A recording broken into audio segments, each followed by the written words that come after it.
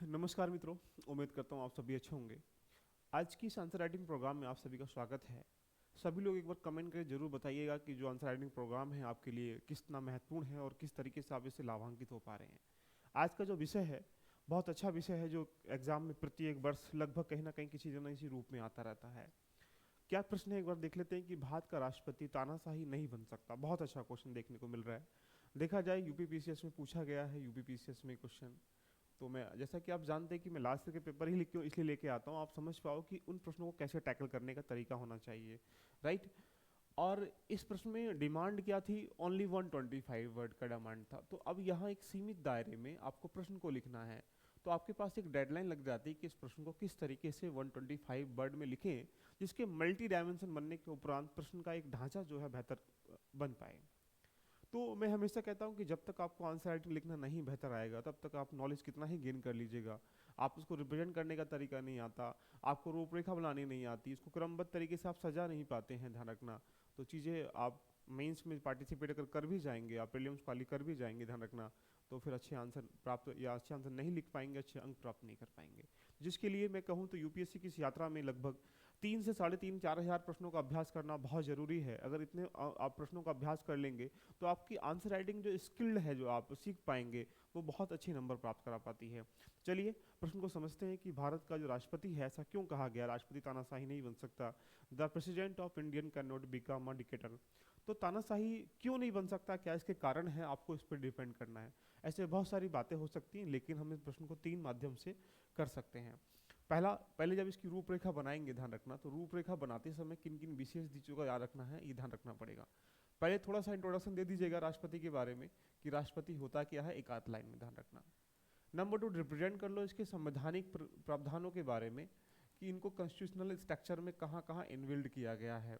उसके बाद क्या कारण है, कुछ कारणों के साथ इसको रिप्रेजेंट कर लो कि क्या कारण है कि वो राष्ट्रपति तानाशाही नहीं बन सकता। चौथा पॉइंट, इसके कुछ निष्कर्ष में, कंक्लूजन में आप क्या कह सकते हैं कि भाई क्यों नहीं बन सकता, उसका एक डायरेक्टली आउटपुट दे सकते हैं। इस प्रश्न को लिखने के लिए हमारे पास सीमित वर्ड हैं, तो उन सीमित वर्ड में किस तरीके से चीज़ों को टैकल करना है, ये बड़ी जिम्मेदारी बन जाती है यूपीएससी एस्पिरेंट की। तो आइए हम चलते हैं कि यदि रूपरेखा में आपको इस तरीके से बनानी हो, इसको 125 वर्ड में लिखना हो, तो मैं ये कह सकता हूँ कि लगभग 2 से 3 लाइन में, 2 से 3 या 4 लाइन में मैक्सिमम, ध्यान रखना, राष्ट्रपति के लिए जो कहानी है वो इंट्रोडक्शन आपका हो जाना चाहिए। उसके बाद जो मेन पार्ट बचेगा वो लगभग यहाँ से ये कह सकते हैं कि लगभग 80 से 90 वर्ड में, ध्यान रखना, यहाँ इन्वॉल्व कर दीजिएगा। उसके बाद जो बचेगा 2 से 3 लाइन में निष्कर्ष को डिपेंड कर लो। अगर इसको और बड़ा करना है तो फिर उसके आधार, उसके डायमेंशन, उसके स्ट्रक्चर वो कन्वर्ट हो जाएगा। बट अगर हमें 125 वर्ड में चीज़ों को बांधना है तो हमारे पास क्या होती समस्या पैदा हो जाती है कि उन सब इतनी बड़ी चीज़ों को कैसे संक्षिप्त तरीके से लिखा जाए। तो आइए हम कहानी को समझते हैं। यदि हमारे सामने यहाँ अगर स्टार्टिंग आपको कैसे करना पड़ेगा, इसको जानना पड़ेगा। सब लोग प्रश्न को लिख के जरूर भेजिएगा और जानिएगा कि हाँ उसका मॉडल आंसर क्या हो सकता है। जैसा कि आप जानते हैं, प्रश्न लेने के बाद मैं आपको एक फिल्म नुमा कहानी बताता हूँ कि इसको ऐसे लिखना चाहिए। जब भी इसको लिखना स्टार्ट करेंगे तो यहाँ स्टार्ट करेंगे, भारत का राष्ट्रपति राष्ट्र का प्रमुख होता है। भारत का राष्ट्रपति राष्ट्र का प्रमुख होता है, जो कि केंद्रीय जो कार्यपालिका का हिस्सा है, जिसे प्रावधानों के अंतर्गत या संवैधानिक प्रावधानों के अंतर्गत आर्टिकल 52 से लेकर 78 के अंतर्गत निहित किया गया है, जिन्हें सैन्य शक्तियां, कार्यकारी शक्तियां, विधायी शक्तियां और यहां से न्यायिक शक्तियां के कार्यों का कार्यान्वित करता है। इसके बावजूद भी उसे संवैधानिक भागों में या संवैधानिक नियमों के तहत सुनिश्चित किया गया है, या बंधनों में सुनिश्चित किया गया है कि वो तानाशाही नहीं बन सकता। तो जब आप इतना लिखेंगे 3 से 4 लाइनों में, ध्यान रखना, तो उसके आधार पर एक फिल्म भी बन जाएगी। आपने बता दिया कि जो राष्ट्र, हमारे पास 2 लोग होते हैं, एक तो होता है हेड ऑफ स्टेट और एक होता है, ध्यान रखना, हेड ऑफ गवर्नमेंट। तो राष्ट्रपति क्या है, यहां से प्रेसिडेंट क्या है, यहां पे आप ये कह सकते हैं कि प्रेसिडेंट क्या है, यहां पे हेड ऑफ स्टेट है, हेड ऑफ नेशन है, राष्ट्र का प्रमुख है। लेकिन हेड ऑफ गवर्नमेंट कौन है, ध्यान रखना, तो हेड ऑफ गवर्नमेंट है यहाँ पीएम। तो अब डिपेंड करता है कि इन दोनों में तुलनात्मक चीजें भी जाननी पड़ेंगी। लेकिन जब रूपरेखा में आप लिखेंगे तो रूपरेखा में सिर्फ इतना ही लिखें यहां से कि भारत राष्ट्र का प्रमुख होता है, जो एक केंद्रीय कार्यपालिका का हिस्सा है और जिसे संवैधानिक नियमों के अंतर्गत आर्टिकल 52 से लेकर 78 के अंतर्गत निहित किया गया है, इसके द्वारा विधायी कार्य, न्यायिक कार्य, सैन्य कार्य, कार्यकारी कार्यों का कार्यान्वित किया जाता है। इसके बावजूद संवैधानिक बंधनों में सुनिश्चित किया गया है कि राष्ट्रपति तानाशाही नहीं बन सकता। जब आप इस लाइन को लिखेंगे, ध्यान रखना, तो आपके दिमाग में इंट्रोडक्शन की पूरी भूमिका बिल्ड हो जाएगी, क्योंकि यहाँ हमने राष्ट्रपति को रिप्रेजेंट कर दिया, राष्ट्रपति होता क्या है। नंबर 2, इसके कौन कौन से कार्य हैं वहां भी एक लाइन में रिप्रेजेंट कर दिया। साथ में ये भी बता दिया कि उसका संवैधानिक ढांचा कहां से कहां तक दिया गया है, और उसके बावजूद अगली लाइन में हमने ये भी डिपेंड कर दिया कि इसके उपरांत भी, इसके बावजूद भी वो तानाशाही क्यों नहीं बन सकता, क्योंकि वो बंधनों में सुनिश्चित किया गया है। अब वो कौन से बंधन होंगे, उसके लिए सेकंड पार्ट में हम लोग कह सकते हैं कि यहाँ मुख्य जो उपाय, यहाँ कारण है, क्या रीजन है, ध्यान रखना, उन पे आप एक विशेष ध्यान थोड़ा सा प्रतिबिंब डाल देंगे। क्या कारण होगा पहला बताइएगा। जैसा कि आप जानते हैं कि राष्ट्रपति संवैधानिक प्रमुख होता है, राष्ट्रपति एक संवैधानिक प्रमुख है किस चीज का, और यहां से राष्ट्रपति संवैधानिक प्रमुख है किस चीज का, राष्ट्र का प्रमुख है। लेकिन जो वास्तविक जो कार्यकारी शक्ति होती है, जो वास्तविक कार्यकारी होती है, किसके पास है, पीएम के पास है। तो यहाँ पहले लाइन में यही लिखेंगे कि राष्ट्रपति एक संवैधानिक प्रमुख है, यानी कह सकते हैं, जबकि वास्तविक प्रमुख जो है वो प्रधानमंत्री है। तो यहाँ डिपेंड करती है कि यहाँ ये क्या है, संवैधानिक प्रमुख है, लेकिन वास्तविक कह सकते हैं रियल जो कार्य करने की शक्ति है, कार्य करने की प्रवृत्ति है, वो किसके पास है, पीएम के पास है। तो कार्य यही करेगा, और जब कार्य ये करेगा तो तानाशाही ये कैसे बन जाएगा। नॉर्मली बात समझ में आ रही है। तो पहली लाइन में आप ये डिपेंड कर दीजिएगा कि राष्ट्रपति जो होता है एक संवैधानिक प्रमुख होता है, जबकि वास्तविक कार्य करने की शक्ति या वास्तविक कार्यकारी शक्तियां प्रधानमंत्री के अंतर्गत निहित होती हैं, इसलिए राष्ट्रपति तानाशाही नहीं बन सकता। पहले पॉइंट में डिक्लेयर हो जाएगा। नंबर 2, यहाँ से इसके बाद अगर यहाँ आएंगे दूसरे पॉइंट में, तो आप यहाँ इसको रिप्रेजेंट कर लीजिएगा कि राष्ट्रपति मंत्रिपरिषद की सलाह पर कार्य करता है। मंत्रिपरिषद की सलाह पर, अब जब आदमी सलाह पे कार्य करेगा तो क्या हो जाएगा, बंधनों में बंध जाएगा। और उसमें आगे लिख दीजिए नंबर पॉइंट में कि राष्ट्रपति मंत्रिपरिषद की सलाह पर कार्य करता है, जबकि इसे संशोधन 42 और 44 के तहत और मजबूत कर दिया गया है। देखिएगा क्या दिमाग में आ रहा है, आपने करंट के टॉपिक को भी इंटरलिंक कर लिया।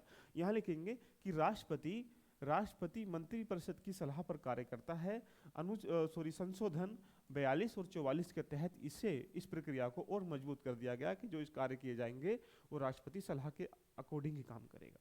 क्लियर यहाँ से। उसके बाद 2 पॉइंट आपने लिखा तो दिमाग में बनने लगा कि यहाँ तानाशाही क्यों नहीं बन सकता, पहला पॉइंट, दूसरा पॉइंट। तीसरे पॉइंट में जब आएंगे तो यहाँ पे थोड़ी सी बात को और लिंक कर लीजिएगा। जिस तरीके से राज्य में कानून लगाया जाता है, जिसको हम लोग शासन कहते हैं, इमरजेंसी कहते हैं, केंद्र में राष्ट्रपति शासन लगाने की प्रक्रिया नहीं है कि राष्ट्रपति अपनी स्वेच्छा से राष्ट्रपति शासन लगा दे, मतलब वो अपनी शक्तियों का कहीं ना कहीं दुरुपयोग कर ले, ऐसा उसके अंदर ताकत ही नहीं है। तो जब यहाँ लिख सकते हैं अगला पॉइंट डाल के कि केंद्र में राष्ट्रपति शासन लगाने की प्रक्रिया नहीं है, और यदि लगाया जाएगा तो पूरे देश में लगाया जाएगा, केंद्र में ही नहीं लगाया जाएगा, उसके लिए उसमें मंत्रिपरिषद की सलाह की आवश्यकता होती है। तो यानी वो भी पावर उससे छीन ली गई, यानी वो भी काम नहीं कर सकता वो। तो अब जब तुमने 2 पॉइंट, 1 पॉइंट लिखा, 2 पॉइंट लिखा, तीसरा पॉइंट लिखा, चौथे पॉइंट में आ जाएंगे तो यहाँ से मजे की बात ही निकल के जाएगी, और तानाशाही क्यों नहीं बन सकता। भारत की जो समेकित निधि होती है उस पर संसद का नियंत्रण होता है, पैसे पे ध्यान रखना। और जब यहाँ भारत की समेकित निधि पर संसद का नियंत्रण होगा तो राष्ट्रपति के अंतर्गत क्या है, जो धन का आहरण है, निवारण है, जो हम लोग करते हैं, उसकी शक्ति किसके पास है, पार्लियामेंट के पास है। तो जब आप 3 से 4 पॉइंट दे देंगे, ध्यान रखना, तो एक थोड़ी सी फिल्मनुमा कहानी बन जाएगी, भाई तानाशाही राष्ट्रपति क्यों नहीं बन सकता।